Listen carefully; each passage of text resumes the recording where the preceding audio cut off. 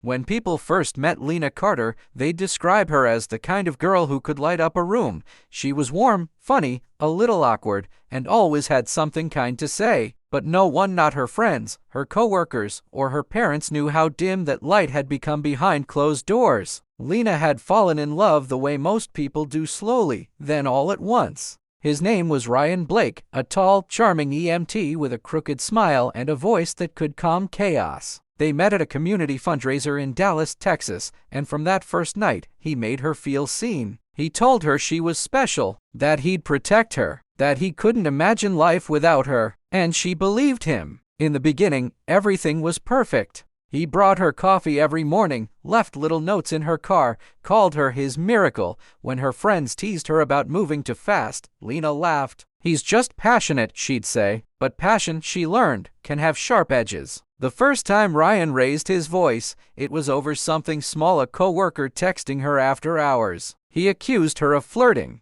When she cried, he apologized, said he was just insecure, that it was because he loved her too much. The second time, he threw her phone against the wall. The third time, he slammed the door so hard the picture frame shattered. And the fourth time, he hit her. Lena didn't leave. Not then, because by that time, Ryan had built a cage so quiet she didn't even hear it close. He'd isolated her from everyone. Her friends stopped calling because she always canceled plans. Her parents lived 3 states away, and her coworkers noticed she wore long sleeves even in summer. When her manager asked if everything was okay, she smiled and said, "Just tired."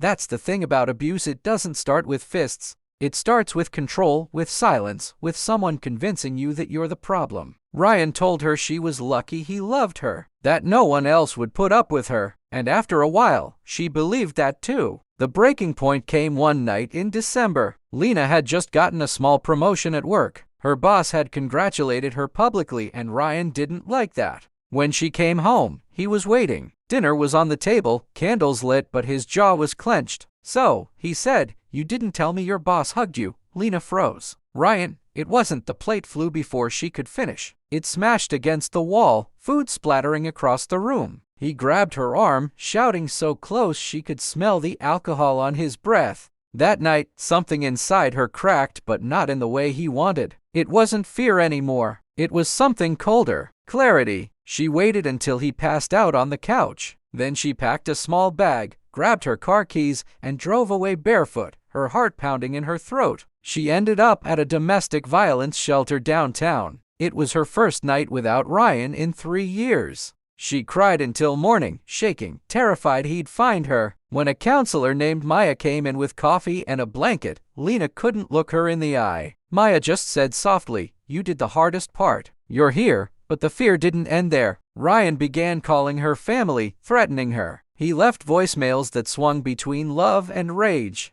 He followed her to work once, parked across the street, just staring. A restraining order felt like paper armor against a hurricane. But Lena didn't go back. She refused. Weeks passed. She started therapy, met other women at the shelter, some with bruises, some with stories worse than her own. They all shared one thing: silence. And slowly, Lena began to break hers. She started journaling, writing down every memory, every apology, every bruise. Then, one night, she wrote something she hadn't felt in years: "My voice isn't gone. It was buried, but I'm digging it out." 6 months later, Lena stood on a small stage at a local community center. It was Domestic Violence Awareness Month, and she'd been asked to speak. Her hands trembled as she gripped the microphone. The room was full: survivors, volunteers, strangers. She took a deep breath, and for the first time, she told her story out loud. Every word felt like tearing open a wound, but as she spoke, she saw faces nodding, tears falling. When she finished, the room was silent for a moment.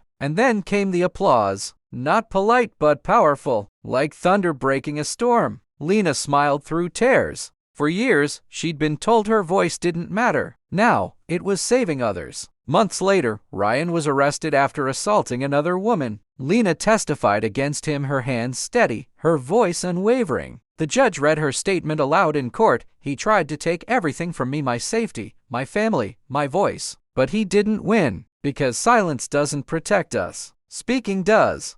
Today, Lena runs an online support group for survivors. Her videos reach thousands. And every time she shares her story, someone messages her, "You helped me leave." The scars are still there, faint lines on her skin, echoes in her sleep. But they don't define her anymore, because the voice she almost lost became the one that saves others. And in that, Lena found freedom.